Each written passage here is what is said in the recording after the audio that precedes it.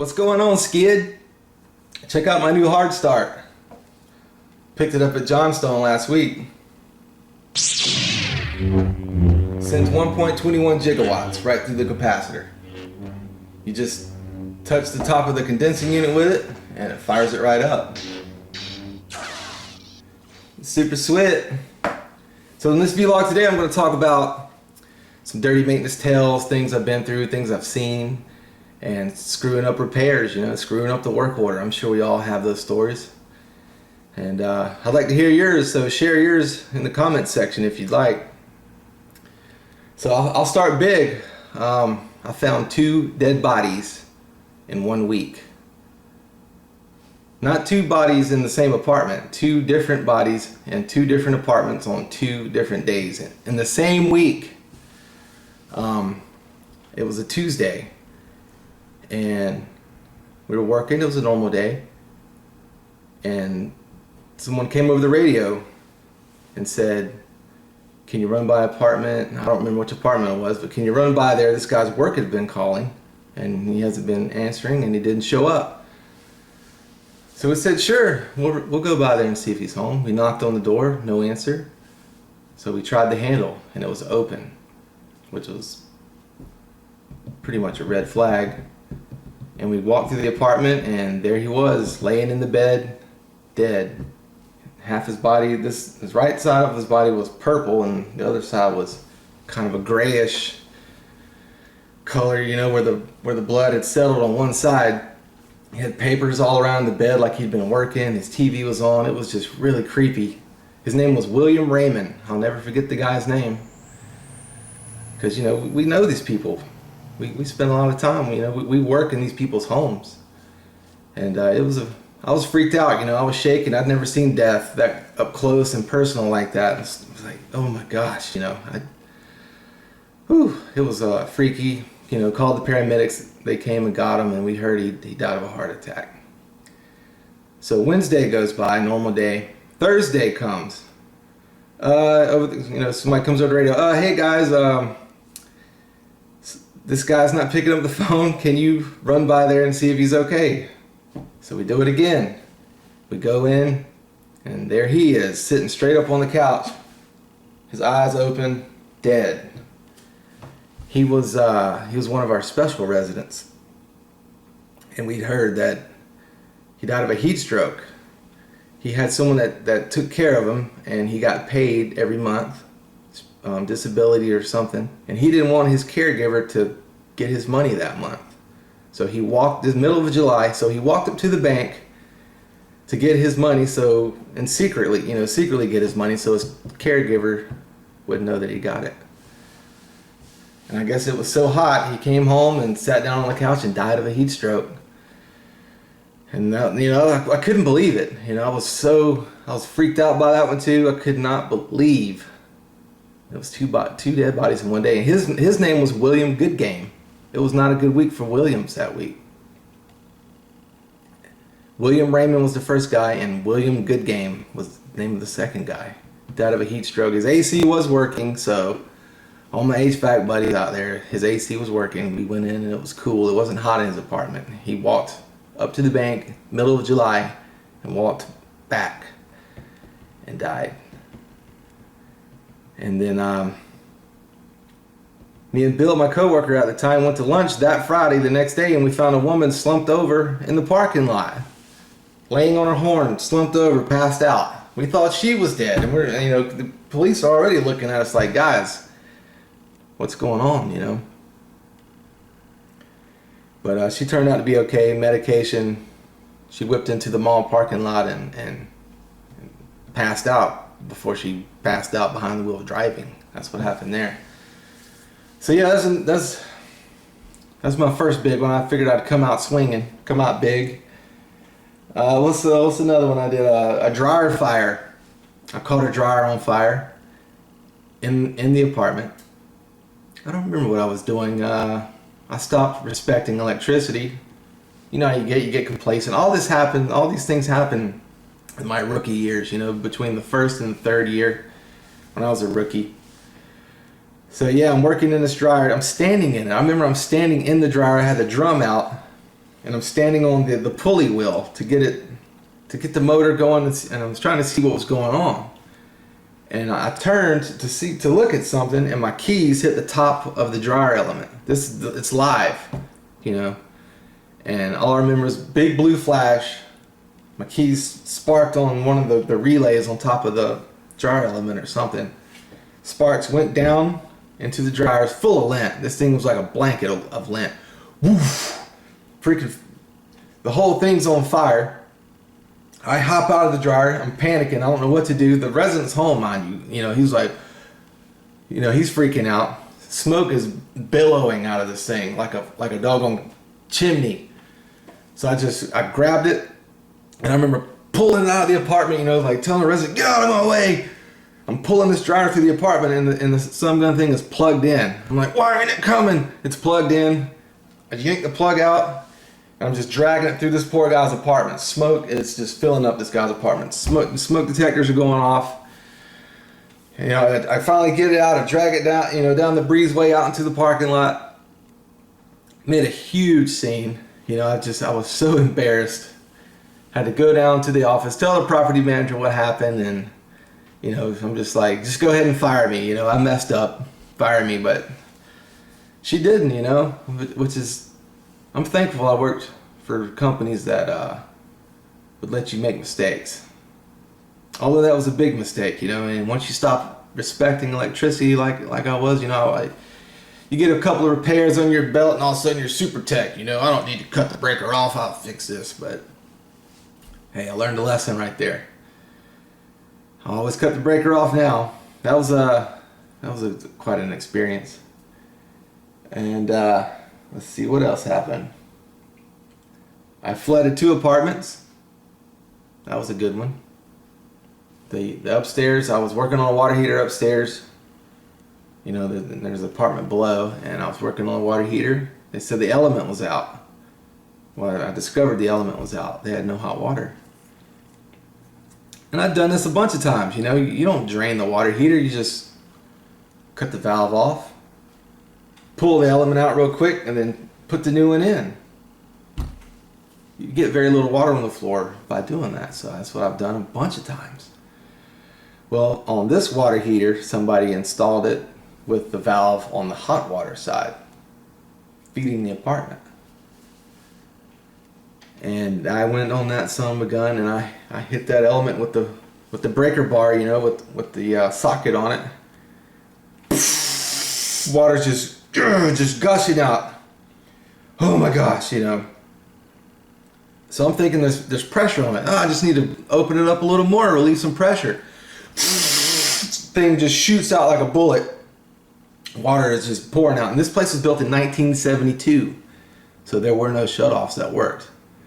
So I jump on the radio, shut the water off. You know, I'm calling the other maintenance guys. Run down to you had to run at least half a mile to go shut the water off at the front of the property. Water is gushing out of this thing. I mean, I was in a sheer panic.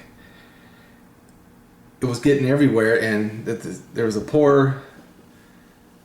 poor lady below, man. She kept all of her family heirlooms and memorabilia in this closet, and water is just streaming down on top of this stuff like a waterfall. I felt so bad. So bad. I mean, she was crying. It was a huge flood. I'm not talking about an inch of water. It was a foot. And the one above where I popped that water heater, and the one below. Yeah, I've messed some stuff up, you know. This happened in my rookie years, you know, between the first and 3 years. I haven't had anything lately, knock on wood, but you know, it just comes with it, you know, these things happen. So that's how I learned, you know. Just by, you know, watching people and getting hands-on. I never went to any kind of trade school or anything. I just went out there and failed, you know. Now I know what not to do. Now every time I go to a water heater, I make sure that valve is on the cold water side, not the hot water side. That's what happened when I flooded those apartments, you know. The valve was on the hot water side, so it was still feeding full pressure on the cold side. But that's my saying now, you know, fail big, learn big. Go out there and just get your hands on it, you know. I mean, if you're not mechanically inclined, I don't recommend it. You know, don't go out there and hurt yourself or kill yourself or hurt someone else. But, you know, you'll never know unless you try, so go out there and try. That's what I do. And if you don't know, ask somebody. And especially with YouTube now, man, that's just, there's so much stuff on there now. If you have a weakness, you can just go on YouTube and there's a guy will walk you right through it. You know, and you just got to, you know, be quiet and watch and learn, you know. I worked with techs with student housing, and they'd say, when I was with student housing, they would say, hey, I can't get this. Will you come help me? I'd say, sure.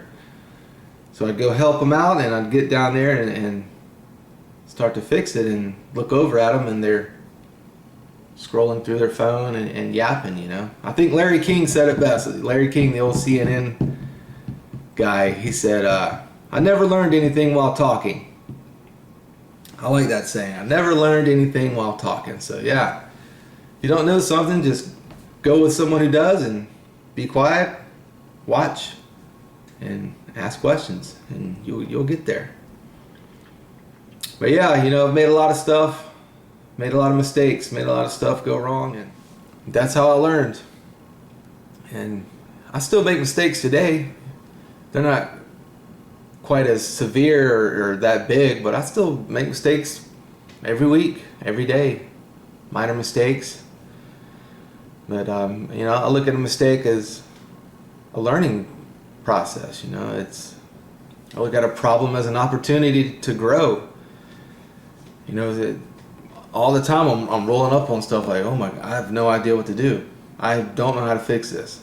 So it just comes with it, you know. Focus on the solution and not the problem, and it works out, makes me a better tech. You know, I look at it as a growing opportunity.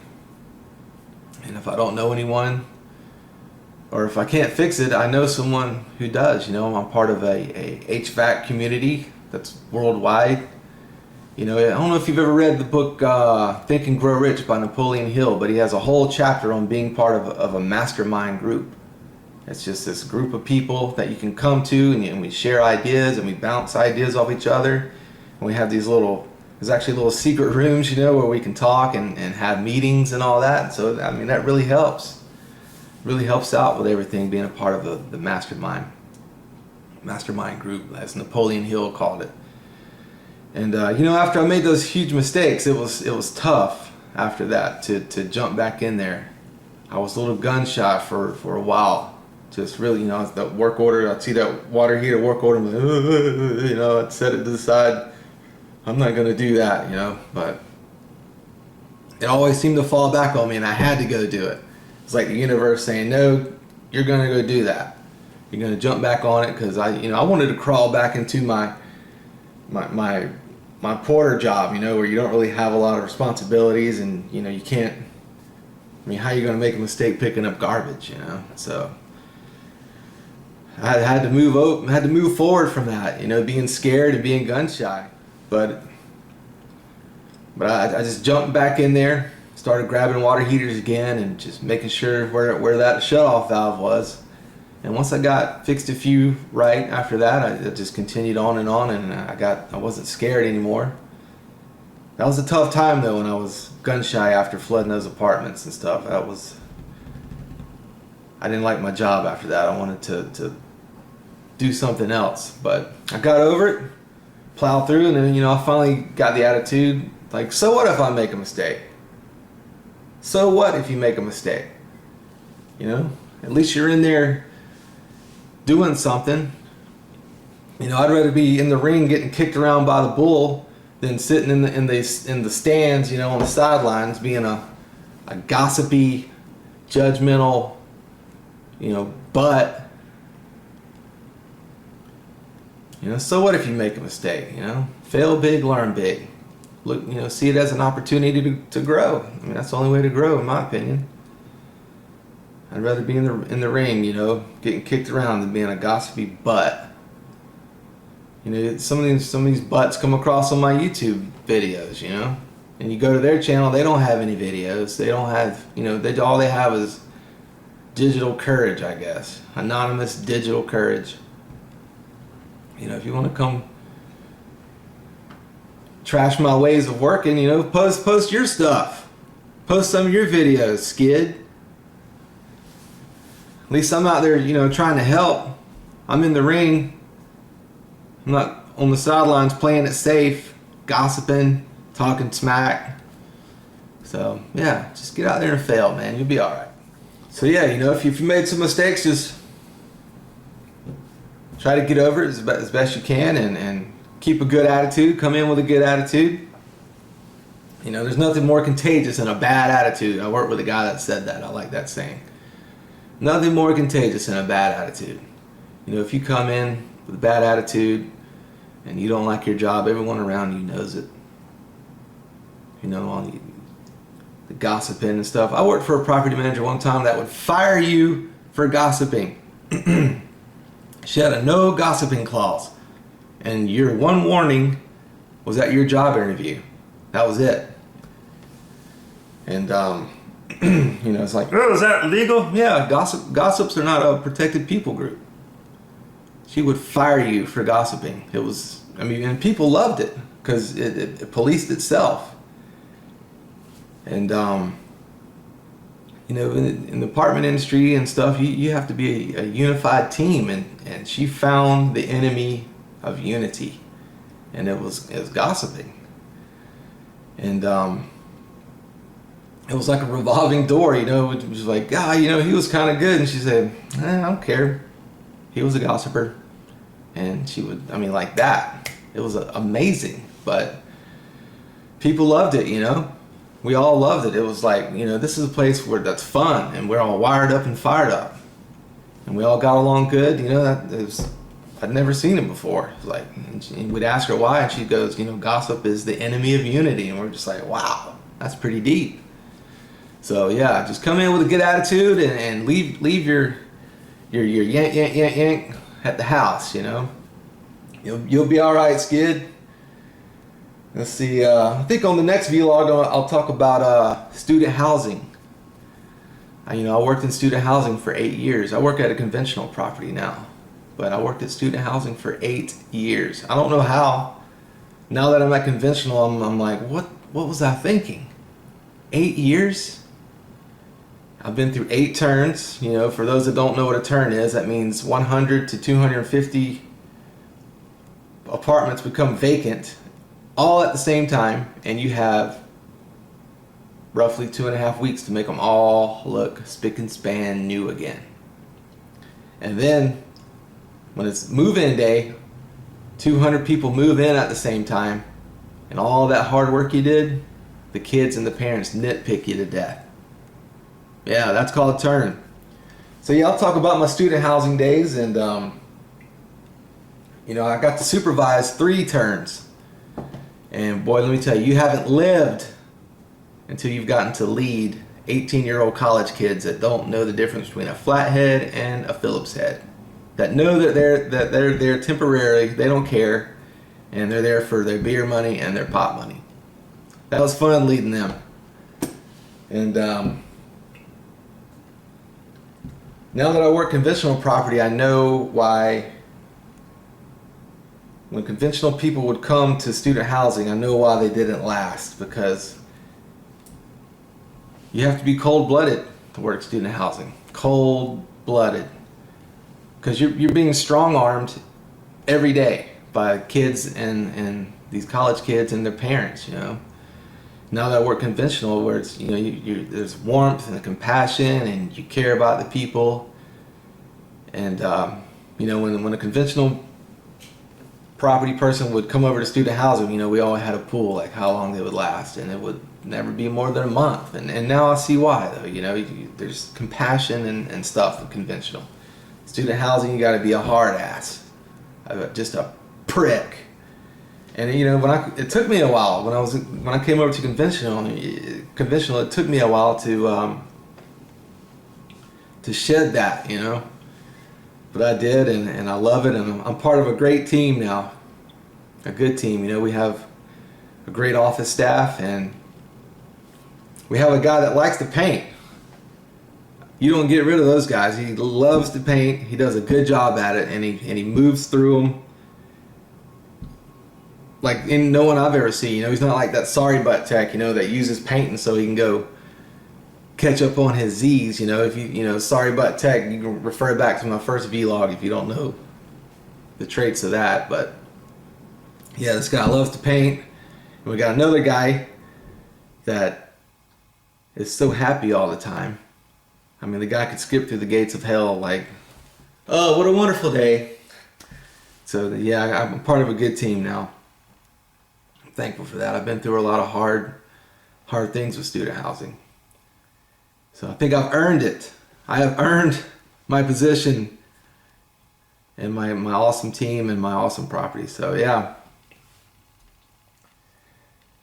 That's it. Yeah, so stick around for the next vlog, and it's going to be about student housing, my days at student housing. So thank you all for watching. I think I'm at 244 subs now, 244 subscribers. So I'm halfway to 500. When I hit 500, I'm going to give away a $100 gift card again. So thank you, subs. Thank y'all so much. I love interacting with y'all. And the ones that don't comment, thank you so much. And stick around for the third vlog and the 500 sub giveaway. Y'all take care, kids.